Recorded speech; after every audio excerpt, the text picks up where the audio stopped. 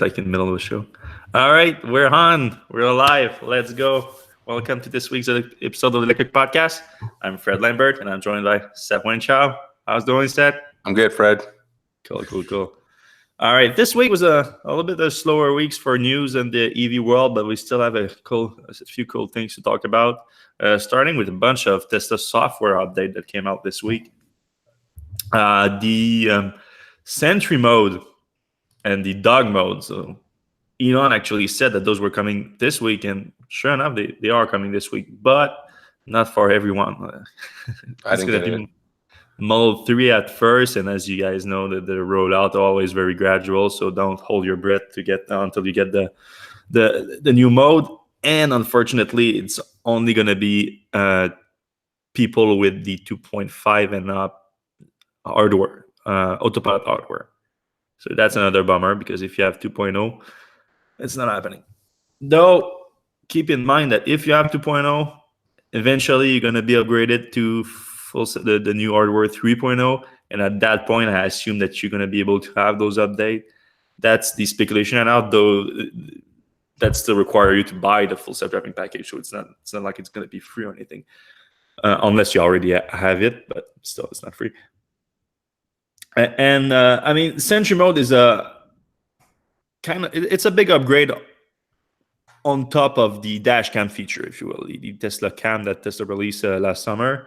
It's built on that, and it's built to prevent the break-ins that have been happening. We've been reporting on that in the past few weeks now. That for months now, Tesla owners have been reporting a kind of an alarming numbers of break-in that make us think that some thieves are actually targeting Tesla vehicles for break-ins because they don't have really an alarm system that works for broken windows. Sentry Mode apparently do work with broken windows, and it works using the autopilot cameras from the outside. And the way Tesla describes it now that they released, because they've been talking about using music and everything, but now we know exactly what it does. And what it does is it has some kind of two different level of alarms. The first one is, when you have, first of all, you have the Sentry Mode. When you park and the Sentry Mode is activated, it's in standby. It's in standby, and it's always watching. So the autopilot camera is always watching. So that brings an interesting point. I'd like to know the phantom drain on that autopilot always on system. I don't think it's going to be that big of a deal, but I'd like to get some data on that. Also, like the amount of data that's required if it's recording. Well, it's not going to do anything unless it detects a threat in terms of the recording. So that brings us to the first level of alert, which is called a minimal threat. So if it detects a minimal threat, and the example that Tesla give is such as someone leaning on a car. Right? So that's apparently a minimum threat. So if the Sentry Mode detects that, all it does is the screen's going to open up. Like I said, it's only on the Model 3 right now, so the big center screen, the original one, and we got a first look from some users, and basically the screens looks like the AI from Space Odyssey, HAL 9000. HAL 9000, like the big red dot that's throughout the spaceship and everything. So the red dot is the main screen, and it also in bold character it says recording, and you see it's recording. It says protected by Tesla and Sentry activated. So it looks menacing, if you will. But that's all it does, really. It doesn't do anything. So it's just, so if you're sort of leaning against the car looking through the window, then that thing pops up. So maybe it scares someone, which it's is definitely an improvement. Yeah, it's something. It's not nothing. It's something. But then where things get interesting is there's another level. And another level is if a severe threat is detected, and the example that Tesla gives is such as someone breaking a window. Apparently, you don't need to go as far as breaking a window. Some people got it activated just by trying to open the doors when it's locked. So it's I think it's not clear exactly what they would consider a severe threat, but I think it's not as you don't need to go as far as breaking a window. But without any movement sensor inside the car, with just the visual computer vision of Tesla's autopilot cameras, they are actually able to detect if every window is broken now. So that's also in itself a great improvement. And what it is going to do then is the screen's going to flash now. It's not just going to be the red dot of a HAL 9000, but the screen's going to flash, and they're going to blast some music. Some classical music. Yeah, it's classical music too. Some ominous kind of music that plays.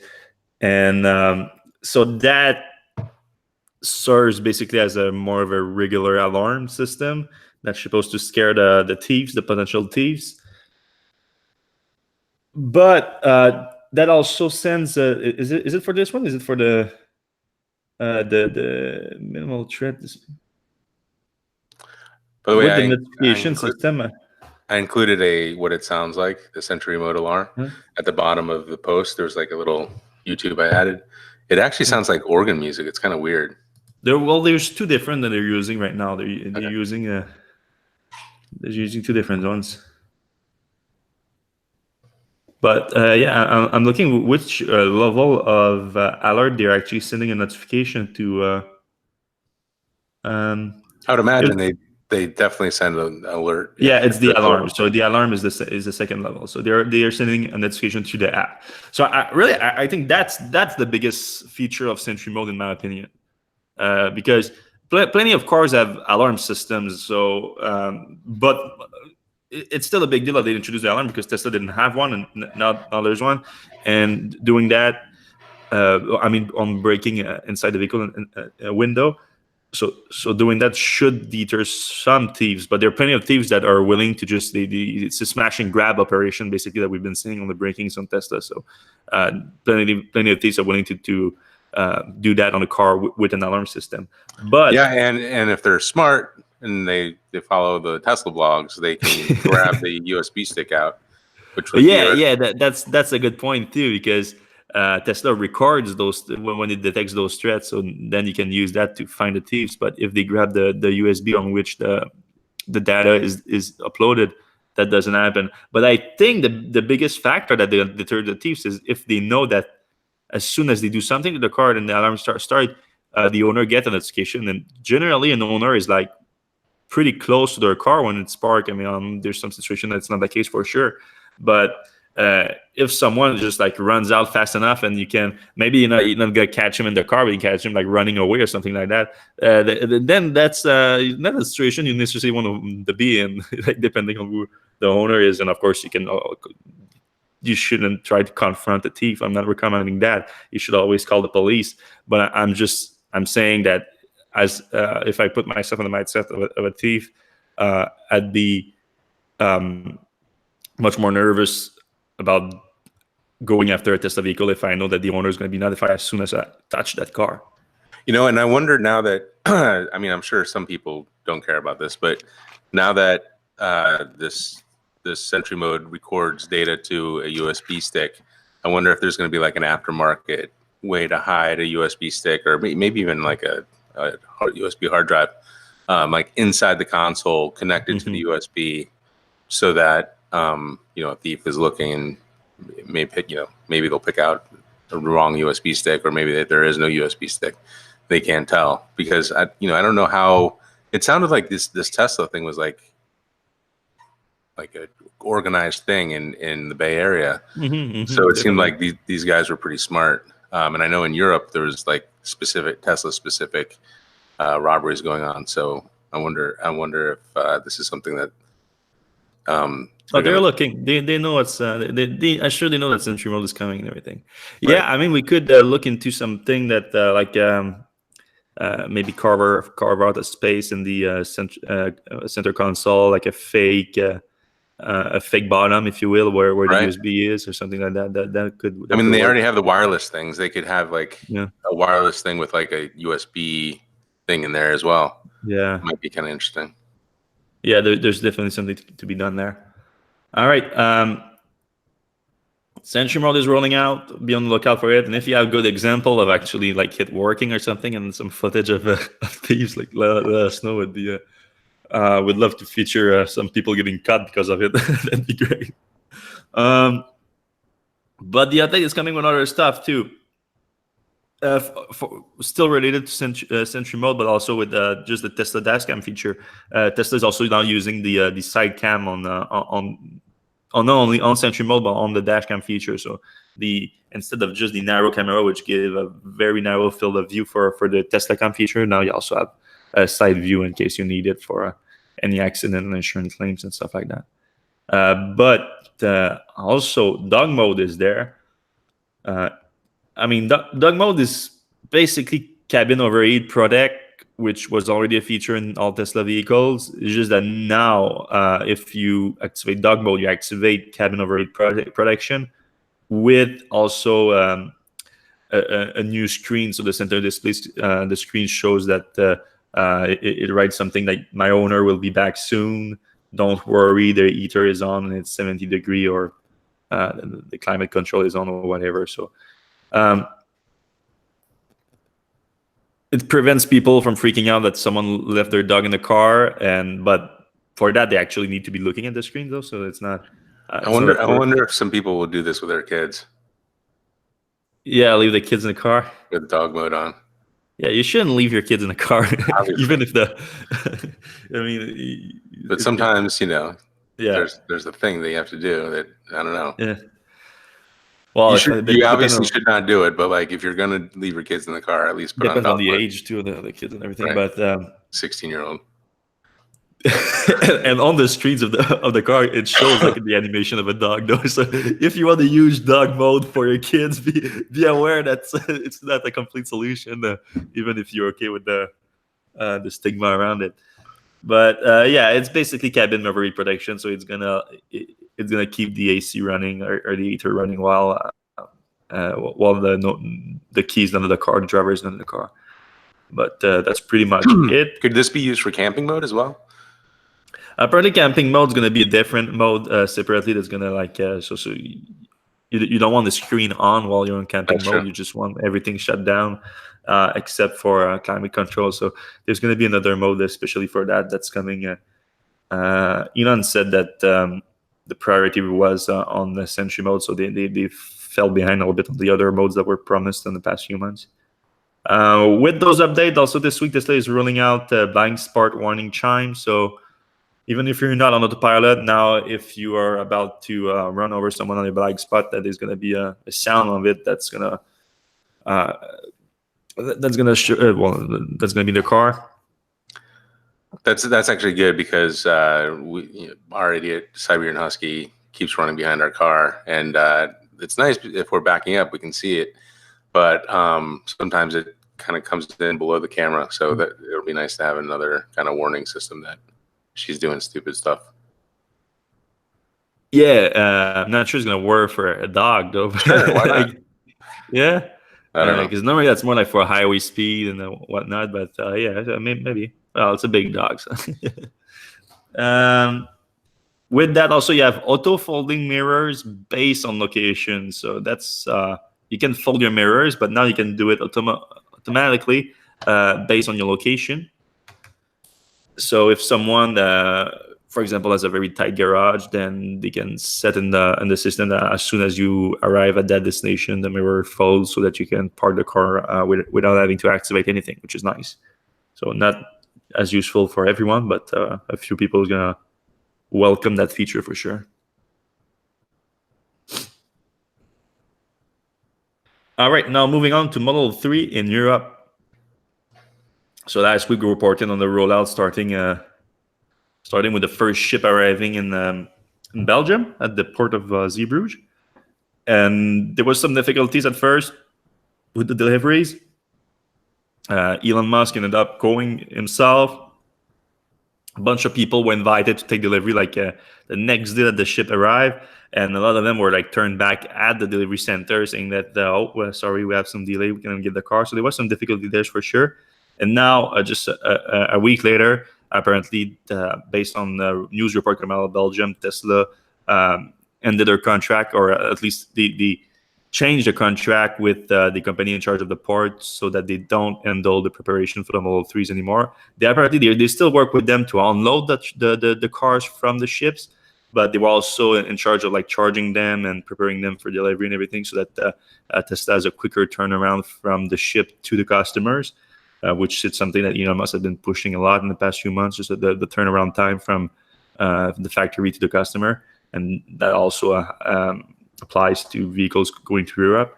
But apparently they weren't satisfied with the situation with Heiko, the company is called, and that company hired 100 workers, especially to handle the volume of the Model 3 coming to Europe.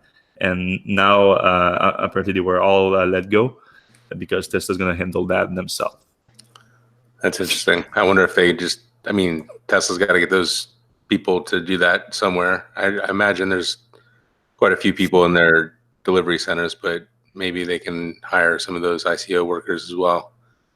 The state of, like, I always, like, I lived in Europe for 2 years in Paris, and it was always surprising how how often everybody was going on strike. I wonder if that's because the unions are much stronger in Europe, and Tesla and Elon are kind of anti-union. I wonder if that's one of those things where he's just like, you know what? Nope. We're just gonna do it ourselves. What you're referencing right now is that there was a nationwide strike day in Belgium. Yeah. And so that wasn't directly related to Tesla at all. It's just a national strike day. But apparently it did affect some deliveries because some port workers were part of that strike. And therefore, just for one day, like a few deliveries got delayed. That happened at the same time that the whole situation got sorted between Tesla and Heiko. So the media are inferring that it's part of it, but we don't know for sure. Makes sense though. Yeah. Makes a lot of sense. So now this weekend the first ship though is gonna arrive in Norway also. So Norway's gonna have their first large shipment of Model 3s. So look out for that. And a bunch more ships are coming to Europe, and the first ship are also hitting China. So Model 3s are going to be all over the world by the end of next week. And of course, the volume is now picking up and everything. And you can expect a bunch of things like that to happen because like the rollout in the US and North America in general wasn't perfect either. We cannot we expect for sure that Tesla have learned from their mistake in the North America. It's going to be a little bit smoother in Europe, but I have to think there's going to be some issues too because they're just, I mean, those markets were pretty good for Tesla, but the Model 3 is going to explode. They're going to overwhelm the level of volume is completely different. So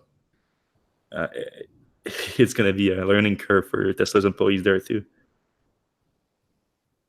But they're going to do it. They did it in North America. There's no reason for them not to do it in Europe and China.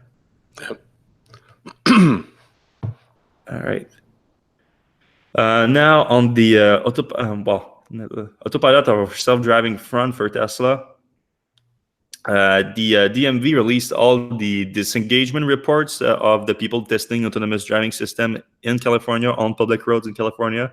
And that includes the Tesla, because Tesla has some permits to test autonomous mileage in California. Yet, for 2 years in a row now, Tesla is reporting no disengagement, zero disengagement. Why? Because they're not reporting any mileage in the States.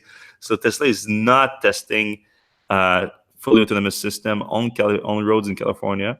Do you believe that? I mean, I do believe what Tesla wrote in the letter, which is clearly written by a lawyer, right. which says that Tesla did not test any vehicle on public roads in California in autonomous mode or operate any autonomous vehicle as defined by California law.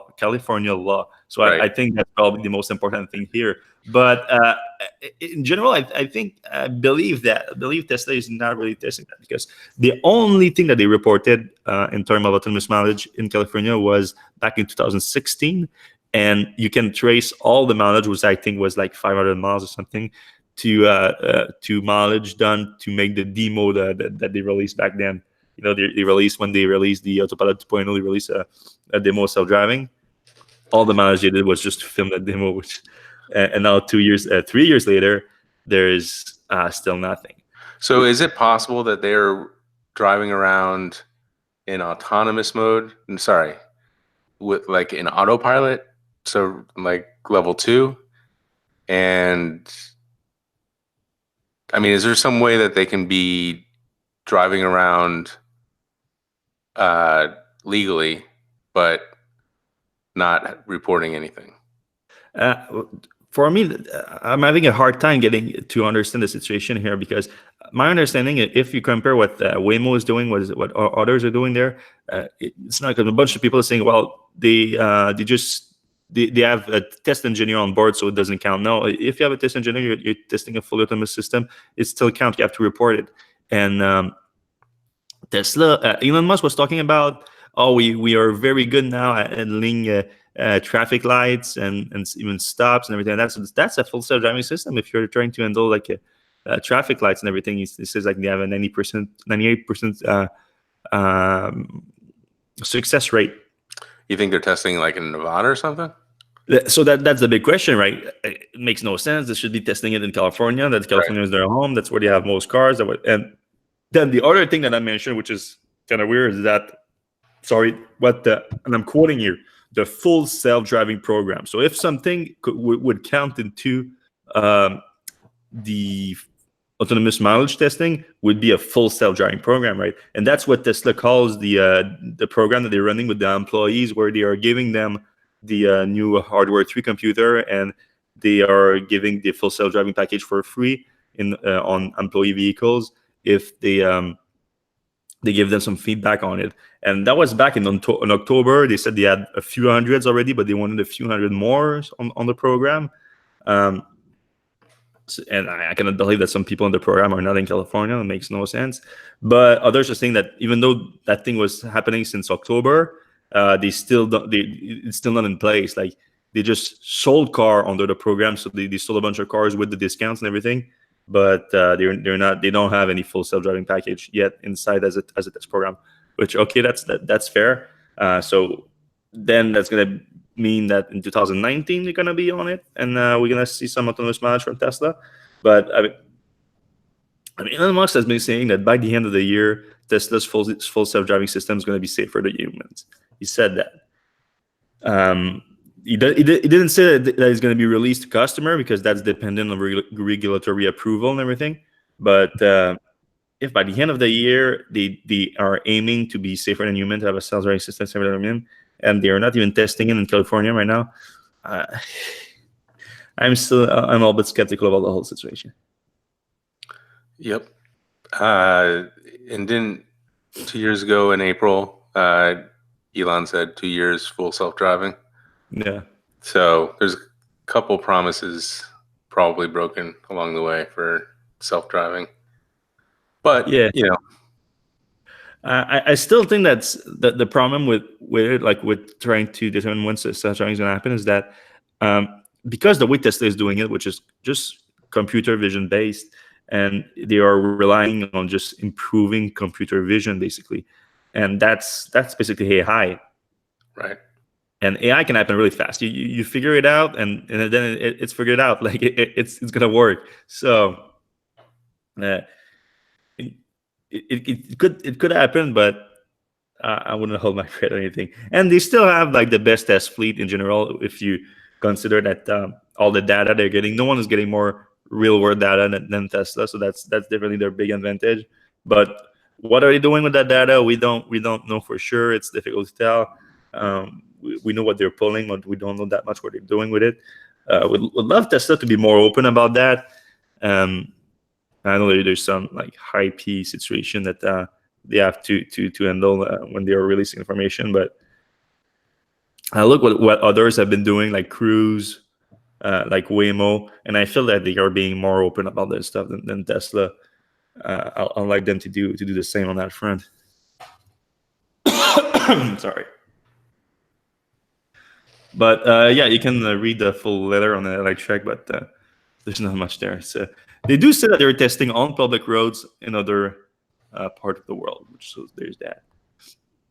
All right. Something that we reported last weekend that I thought was interesting. It's based on a report from Manager magazine in Germany. It's sort of a deep dive into the situation at Audi. It includes some very interesting comments about their current electric vehicle programs and also the impact on the Tesla Model 3s on those programs.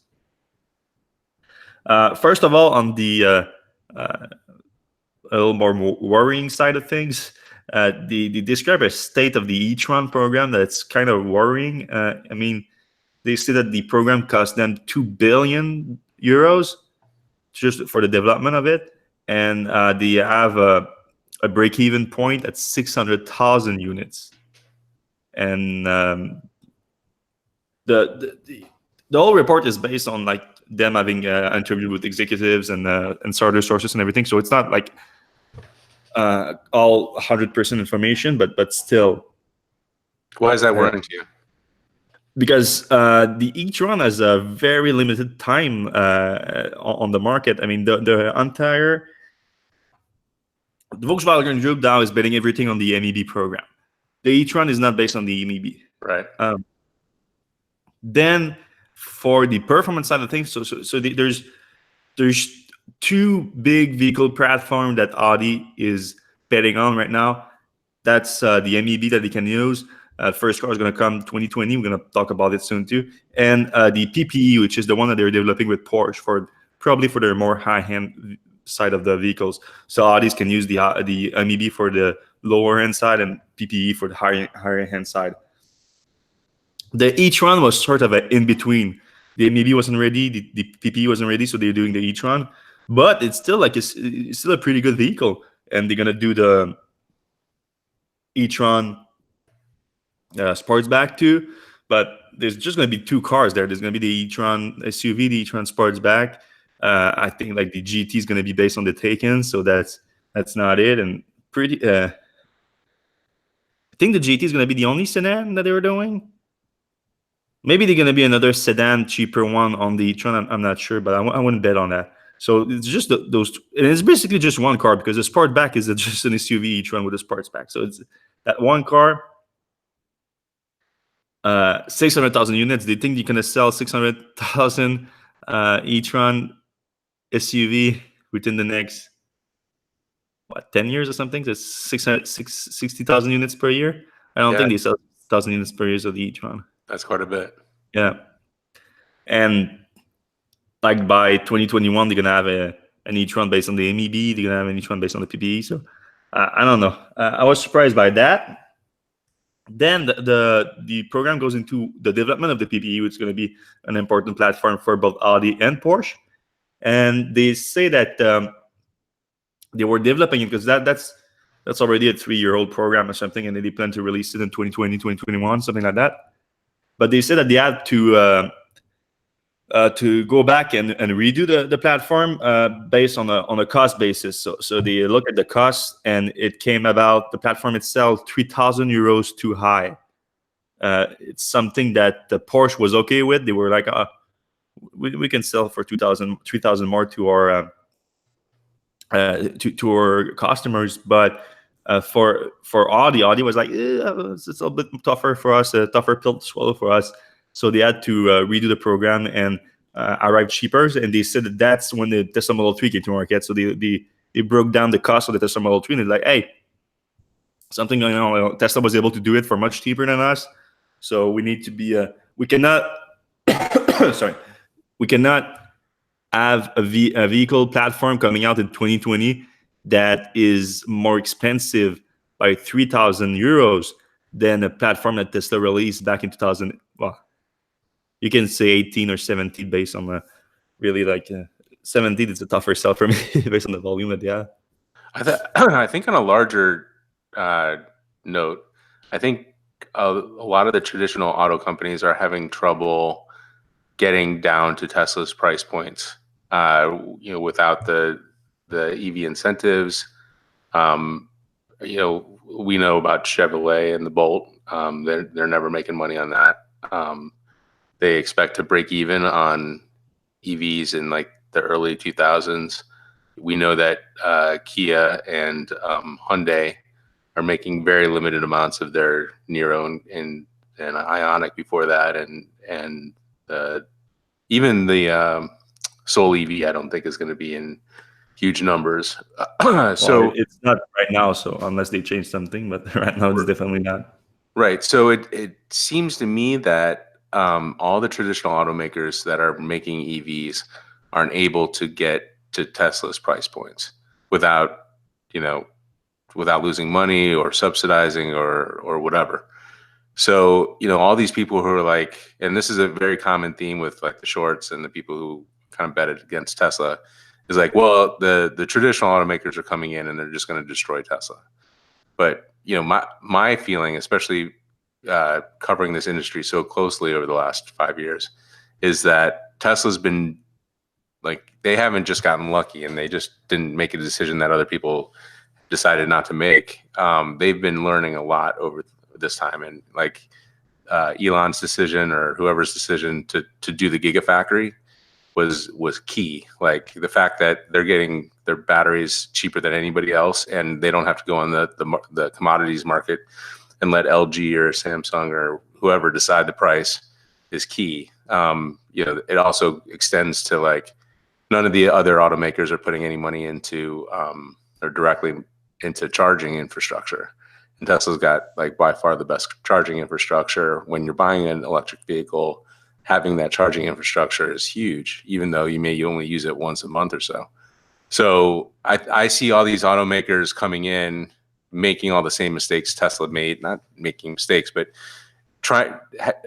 addressing the problems for EVs that Tesla addressed 5 years ago, getting batteries at a cheap enough price, infrastructure, and also the efficiency. The original Model S wasn't quite as efficient as the Model 3 is, incredibly efficient. So like all these things coming together, I don't think the traditional automakers are going to catch up. Like we already know that the I-Pace is relatively inefficient compared to Teslas and even Hyundai, I guess. But Audi as well. They don't quite have the same range for the battery pack, although Audi, I think, doesn't let you charge the batteries all the way. So all these things come together to kind of show me that Tesla's not in any immediate peril once the traditional automakers kind of ramp up their electric vehicles. Yeah, that's a good point. I mean, the other argument though is like they have so much money that they can just they can catch up with that instead of time. Well, that's what they're doing right now. I mean, GM is losing money for the first 4 or 5 years, and it looks like Audi or Volkswagen Group is also planning to lose quite a bit of money just to get up to where Tesla's at, or up to speed on EVs. Yeah, I mean, I think on there's still some side that there's some people that I think can catch up, and Volkswagen might be one of them. We just need to see that MEB platform. Like they've been hyping that thing up for a long time, and let's see how efficient can it be, like in terms of both cost and just energy efficiency as a whole. If it works, it works. We don't know until they release an actual vehicle on it, which apparently is by the end of this year. So. Yeah, that's the other thing with the Volkswagen Group is they're very PR drip heavy, and if you go to any Volkswagen, Audi, Porsche dealer right now, there's like one e-Golf on the lot. So once they start producing cars, we'll be able to take them more seriously. Yeah. But still in the Volkswagen Group, Porsche, even though it's not the PPE, it's coming that next year or the year after that. They still have the Taycan, still have the hype over the Taycan. Could be a great car, I think. And they are getting closer and closer to production. We've seen this week a bunch of prototypes, both in Italy and in Norway. A bunch of people sent us pictures of it. We saw the picture of the charge port working, and it's sort of an automatic sliding doors that goes up, which is pretty cool. You can check out on Electrek. Not as cool as the one on the actual concept of the Mission E, which was like the whole fenders was popping out of the side of the car and moving aside, which was completely hiding the charge port. You couldn't see the charge port. It was really behind the whole body part. But this one is cool too. What else you see? You see the frunk, but looks small, and there's still some equipment in there. Not clear if the equipment is needed, if it's for the test or if it's part of the car. It looks like it's significantly smaller than what you'd find in the Model S, but not by that much. Not iPace small though. No, iPace is, you cannot even call that a front. It's like It's a glove box on the front. file folder and a file holder and under the hood or something. Yeah. Then there was a sighting in Norway, which was cool too, because they were doing some winter testing there. Looks like they were pushing the cars too, because one of them was banged up. Like there was a part of the body and the bumper in the back was just falling off. So I think that was a good sign if they're really pushing it to the limit where they actually lose control and everything. So that's good. You also see, so all those cars are still very heavily camouflaged. It's not what you're going to get. I mean, you can see that some body part are just not there. That includes the wheels. They always have some cover wheels on. For some reason, one of the car didn't have it on the front wheel, and you can see the full disc brake and the caliper on it. It's a huge caliper, very big performance brake, perfect for the track, which is something that Porsche has been pushing a lot, that the Taycan is going to be a good track car. But the irony is, like, you'll probably almost never use it because of regen. Yeah, you got until you go to the pushing track hard on the track, you should use your brake for sure. Regen is great, but the mechanical brakes are still gonna be gonna see some usage. Some great pictures there. That's thanks to takenforum.com. Oh, you see the door handles too, which look like crazy thin. I'm sure it's solid, but it looks like it would break in my hand or something. Rivian, we had some news about Rivian this week. Earlier this week, there was a rumor starting out that GM and Amazon was interested in the electric pickup startup.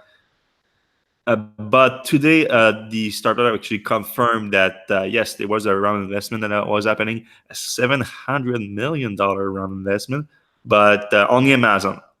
Amazon was a part of what actually led the round, but GM is not mentioned at all. So I wonder why that is. I wonder if GM is not investing, or they're just investing such a small amount that it's not worth headlining it. Or even if it was a small amount, I think it would have been included, because all they say is Amazon led the round and existing investor participant in the round. So I think it's just Amazon and existing investor, not GM. GM might have been so that rumor was coming out from Reuters. They might have colluded, confused information with maybe they're talking to GM for some kind of partnership on powertrains or something like that. I don't know. Yeah, because the current prototypes were built on Ford chassis, right? Yeah, they have some test mule using Ford, correct. So that's kind of interesting. But that's just like any startup's going to do that. They're going to start from a pickup truck and just start replacing parts, and so the design team work on their side, and then you want to test out some powertrain stuff on a pickup. So I wouldn't read too much into that. Well, it's certainly a big deal because obviously Amazon's got deep pockets. If they're on board, it's a good sign for Rivian. Yeah, $700 million isn't enough to get a car off the line, but it's certainly, where it's coming from is almost as important as the amount of money. Clearly Amazon has incredibly deep pockets, and they obviously have the retail footprint, not retail footprint, but they have the users, and they could sell cars directly if they wanted to or whatever. Yeah, they've been making some move in that. Like, that looks like they might eventually sell cars on their platform. So. Yep. You think Rivian could be the first one, maybe something like that? Maybe. And you said it's not enough to bring a car to production, but I think it is in this case for Rivian, because they already have so much going on. Like they already had over half a billion, if I'm correct. So it's that 700 million is adding to that. So I don't even think that Amazon has like a majority stake in it's still a minority stake with that investment. Right. The company was already quite huge. They already had that former Mitsubishi plant in Illinois. Right. They were already investing in redesigning that plant, investing in tooling it. So the only thing that could stop Rivian at this point is Tesla's truck, or what? I wouldn't even think they would actually stop it. Just another option. Yeah, that's going to be another option. Even if Tesla's truck is as good as Elon has been talking, I still think Rivian has a place on the market. Um, yeah, and uh, they are not releasing publicly the number of reservation they got. I'm one of them, uh, but I'm sure they use that number to raise capital, and that probably helped there. So maybe they have some decent reservation for that.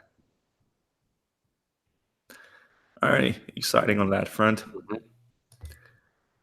Speaking of reservation, Mercedes-Benz says that the EQC is sold out for 2019, and I'm quoting here, probably 2022. All 300 of them.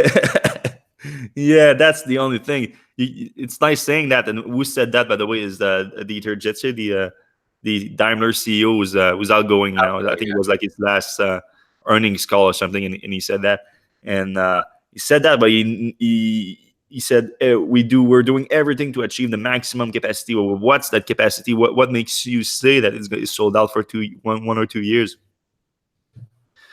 If you're only making 10,000 then over the next year, then I'm not impressed that it's sold out. But if you're making, I don't know, 40,000, then yeah, that's something. Again, I mean, Audi just said that they have 20,000 reservation worldwide for the e-tron, which I think is pretty good. I mean, it's not that far from like Tesla numbers for the Model X back then, and it's not Model 3 number, but no one was expecting that anyway. So yeah, I really like to, because I'm sure that Mercedes' EQC program is not a compliance car program. It's a full volume vehicle program, but that could mean 50,000 car. That could mean 200,000 car. I mean, Mercedes, like say, if you look at the GLC, the GLE, those cars are like several 100,000 units per year cars. I mean, it's not there's, in my mind, as a EV fan, there's like no reason that the EQC is not in the same category, but realistically, I think it's not going to be. If you just look historically at what the established automakers have done for their first volume vehicle program, you look at GM with a Bolt EV, like some kind of crossover or compact vehicle of that size. It's not a 20,000 units per year program, but that's what they do. So yeah, I saw my first EQC in person at CES. They had one over there. Yeah. It's not super exciting. It's kind of like you wouldn't even know it was a electric vehicle, which is a good thing in a lot of ways. They didn't try to do a weird mobile, but it's also like, when you see a Model X, you know that there's something special there, where the EQC is kind of just like, a typical Mercedes crossover with a blue, sticker on it. Yeah, I don't think the EQC or the e-tron for that matter is a big competitor to Model X. I think Model X is like a class just above them, especially with the recent changes that Tesla made to the options on the Model X. But so I think the e-tron and the EQC themselves are going to compete more for customers. Those two cars, they're going to compete for customers. And well, I haven't driven. I've seen it in person. I've been inside and everything, but they haven't let me drive a EQC yet. So it's hard for me to call a winner or anything like that. But just based on specs and look on the car and everything, so far I'll choose an e-tron any day over an EQC. I'm still open-minded. Let me try the car, and I'll see for sure after that. But yeah, I mean, so far the e-tron is killing it, I think, versus the EQC. Yeah, and the EQC is not going to have it's not going to have Porsche speed, obviously, but I don't even think it's like, I think it's more like an I-Pace in terms of charging rate. And yeah, they're only talking about 100 kilowatts, I think, right. in CCS, and we've seen the e-tron do 155. So and 150, and the e-tron does 155 all the way up to like 80% or something. Yeah, that's great. Speaking of the e-tron, Audi's going to unveil the Q4 e-tron, so a smaller, compact SUV type vehicle. And it's not going to look like that. Yeah, what they unveiled today is design sketches. So they unveil like the rough design of the car, and of course, when they do a design sketches, they have oversized wheel and they have very small windows and things like that. Yeah, for sure, it's not gonna be that. But if it even looks a little bit like that, or even if it just looks like a small e-tron or a small, Yeah, you're closer to that. I mean, if you're gonna put money on something, put money on a smaller e-tron, like a Q4 size e-tron. which But is that's still a pretty nice car, I think. yeah, for sure. And that market is huge. We all know that market is huge. So and so now it's design sketches that they unveil. You can see that on Electrek. Next month at Geneva Motor Show, they're gonna unveil the actual concept, and the production car is gonna come in late 2020, early 2021. Sorry. So looking forward to that, because looking forward to the price point. Really, I want to see a price point for that. We just talked about the Audi Mercedes competition. I mean, Mercedes already announced that they're gonna follow it with a smaller version of the EQC all electric. Tesla has the Model Y coming, and all those cars should probably compete in the same segment, I think. You think Subaru's in trouble? I mean, they have that like Toyota based crossover, and I can't remember, it's like the E whatever. But they have no EV plans at all, really. Uh, I but think they they're do. They do in 2021 or something. okay. But their base is like really usually like pretty green folks. I know a few Subaru drivers around town, and they're kind of bummed that they can't get an electric version. And then you have all these like crossovers coming down the pike that'll be all-wheel drive. This one in particular looks like kind of a Subaru killer-ish thing. And the Model Y in particular, if that's all-wheel drive, I Yeah, I feel think I kind of feel like the Subaru is going to be in big trouble. Subaru is weird, man, because Subaru just kills it in a few markets. Like there are a few markets that they just own. You go to Colorado, and it's like Yeah, Subaru everywhere. everywhere. So, and that's credit to just like their four-wheel traction system is just very good. It's very good for a gas powered car. Exactly. Then you bring a dual motor electric vehicle, and it's gonna kill it any time. So yeah, Subaru is in trouble if someone figures out how to go into one of those markets and just show everyone that, like, if you have a dual motor electric vehicle, there's no matter how good all-wheel drive traction the Subaru is, it's not going to compete with it. But that there's still a marketing issue with that. I think like it's so weird in the auto industry, that kind of loyalty that consumer has. Oh yeah, Um, definitely. so I think Subaru is surviving on that right now. If someone find a way to break that, I think they're gone real quick if they don't have an electric option that's decent enough to compete. Yeah, I guess they also are a little bit down market, less expensive. Correct. So that's an issue. But yeah, like Subarus get like less than 20 miles per gallon because of the all-wheel drive. I think it's just going to be a no-brainer. Like if you do the math on like how much you're spending to get around with the all-wheel drive, where electric doesn't lose much, if anything, by having all-wheel drive. So if I were Subaru, I would start thinking about getting an electric vehicle out quick.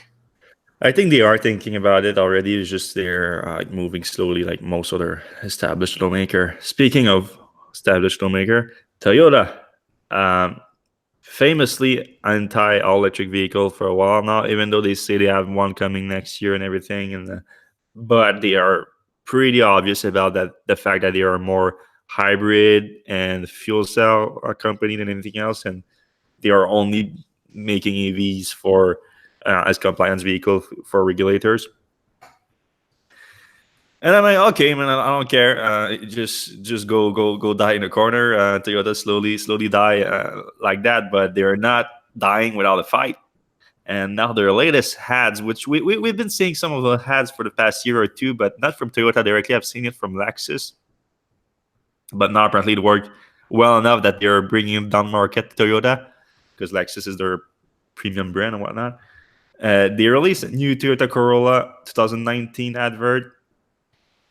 And to be fair, they're not just trashing all electric vehicle, but they're trashing basically every car ever made in that weird advert where you see the new Corolla passing by a bunch of Well, you look at that. There's a bunch of cars from the '90s. You're like, you can't be like, oh, we beat the car from the '90s. Like you're 20 years too late for that. But I think I saw Magnum PI's Ferrari. yeah, who's sitting at home like I need a new car? I'm either gonna go with the 1980s Ferraris or the new Toyota Corolla. I mean, come on, but um, I felt strongly about the hat because of the way they attacked the all electric vehicle in there. So at the very end of that hat, after passing all those weird cars, they passed someone that was charging an electric vehicle, like left them stranded in the desert or something. Then they use their slogan now that is self-charging the car. They call the hybrids self-charging, and that just pisses me off because you're charging with what? Gas. What are you charging? You're charging. I mean, technically, they can, because you could sue them all you want. They have those fine prints and everything. They are back. They are. I'm sure the lawyers went over everything, and they're gonna be back. You cannot sue them for false advertising or anything, because technically you have a gas powered engine that is supplying electricity to the motor for sure, but you're still fully powered by gas in that hybrid Corolla. You're 100% gas car, so they say 100% electric range, self-charging and whatnot. I mean, I cannot believe that thing works, that kind of advertising works, because in the Toyota and the Lexus ad, they're also doing things like, oh, you don't have to charge a car and wait overnight and whatever. That's a positive for AV. What are you talking about? The fact that you wake up every morning and you have a full charge, that's a positive. I mean, that self-charging is ridiculous, and they're bringing that to Toyota now. I mean, the whole thing about electric, it's the power to have it's the ability to choose where your power is coming from. And I know that right now it's not that much of a big choice because you're reliant of your electricity provider in your area. But you have people like Seth who made the choice and was able to power his cars with solar by installing solar on his own roof. So he decided what kind of power is going into his car. You just cannot do that with gas-powered cars. You buy the car, it's either a diesel engine or a gasoline engine, and you get your fuel from gasoline. Theoretically, you could have some more green gasoline if they use, for example, green power to refine the crude oil. But who the hell is doing that? Like, who the hell is like, oh, I'm buying from Shell instead of Exxon because they use green. No one is even looking into that, because at the end of the day, you're just burning gas, right? So that's a great thing about it's not self-charging. It's you charge it, you make the choice with what you charge it to a certain degree, I admit it. But that's what's nice about CV. That's what brought me to EVs, and the fact that they're doing that self-charging thing, because of that, it just pisses me off. All right, that was my rant of the day. Yep. Oh, we're ending on that. Are we ending on that? We didn't have another one. I think that's I thought it. for sure. I don't want to end on on that bad note. Shit. I thought we had another article to talk about after that. I didn't think we were gonna end on this. All right. What was the big story of today? Like, didn't we cover something bigger today? Yeah, that was the Felt busy this Tesla morning. Model 3 in Europe. We did that. No, I don't think we have much else to talk about. I mean, we should have Micah on to talk about a few of the EVs, the personal EV stuff that came out this week. But even then, it wasn't anything crazy. Oh, Shell bought Sonnen. Yeah, that's kind of big. In the space. It's so two things. Like, Sonnen is kind of a competitor for Tesla's Powerwall. They're out there more. They hired a bunch of Tesla's former folks. They're doing a lot more legwork than Tesla has, because I think Tesla just doesn't have the inventory to sell because all their batteries are going in cars. But down the road, Sonnen will be a big competitor for the Tesla Powerwall. And the question is, what is Shell doing? Like, why are they buying? They recently bought a charging network. Is that right? So it's Yeah, weird. they're big on charging. They invested a lot, and they have like they have part of Ionity too. Like they have to deal with them and everything. So yeah, they're big on charging. They were, and Sonnen is also in the charging space. They released their own charging station too. Right. So it's questionable. Like, is Shell being like, are they investing in the future and they think the future is green and they're gonna be in all these spaces and they're gonna transition their oil away from that, which is what we would hope, I guess. But the other thing is, like, I always think about, like, I'm not sure if you remember this, but like a bunch of oil companies bought up a lot of battery tech, like around the time the EV1 came out, and actually I think even the Toyota Prius actually had to change their battery technology because of a bunch of patents that I think it was Texaco or something like that bought. So the oil companies play kind of weird games with this kind of stuff. So I'm a little bit skeptical of what Shell's doing and like their motives. So, just keep an eye on that stuff. Like, make sure Shell doesn't like just fold Sonnen or try to sell, oil generators to people who are buying batteries or whatever. Yeah, I'm more optimistic than you on that front. I think back in the 90s, I think for sure that might have been part of the plan. But I mean, today I think they just see the writing on the wall and they wanted to shift their investment into something that's going to be sustainable going forward. I really think that's what they're doing. So you can either like be mad about it because a bunch of oil investors that made a ton of money on oils now is going to make a ton of money on green, or you can just swallow the pill and say, all right, it's still more money going to renewable, so that's good too. Either way, I mean, yeah, I remember when Suncor, like Petro-Canada, and when Suncor bought Petro-Canada, they also like acquired a bunch of hub wheels, electric motor patents, and apparently they tried to interfere with some hub wheels electric vehicle program that was in the 90s too. Mm-hmm. Now Suncor is investing in charging networks all over Canada. So yeah, Petro-Canada has got the Trans-Canada charging network going. Yeah. That was a story from this week. We have a few more minutes. There was a few other things. The Kia Soul 2020, which I think is a pretty hot car if they make enough, which is very up in there. Got its 243-mile EPA range, which is pretty crazy. Like, it's a nice, that's a very not aerodynamic looking vehicle. So 243-mile EPA range is pretty impressive. It's more than the Kia Niro. Is that right? Yeah. I always get the Niro and the 238. Oh no, they haven't even confirmed the EPA, right? Did they? Yeah, they have the EPA. Right? I think it's so Kia Soul, like a nice 4-seater, kind of an SUV with a short back, little boxy car. Very popular. I don't know, like in Florida, I feel like non-EV version is popular. Yeah, the non-EV version is quite popular in places like Florida, I guess. It's just kind of like a fun beach car or whatever. So, like, this seems like it's going to be a pretty compelling vehicle. But again, like every other very compelling vehicle from Korea, it seems like they're not going to make enough of these to make a difference. Yeah, it's still very much a compliance car. They limit the allocation per market, even though it's not. They sell it outside of compliance market. They limit the allocation so much. I mean, it's fun to have as an additional option, but it's not making a big difference on the overall market. Right. And this one's not coming out until the end of this year or beginning of next year, something. Yeah, it's a 2020.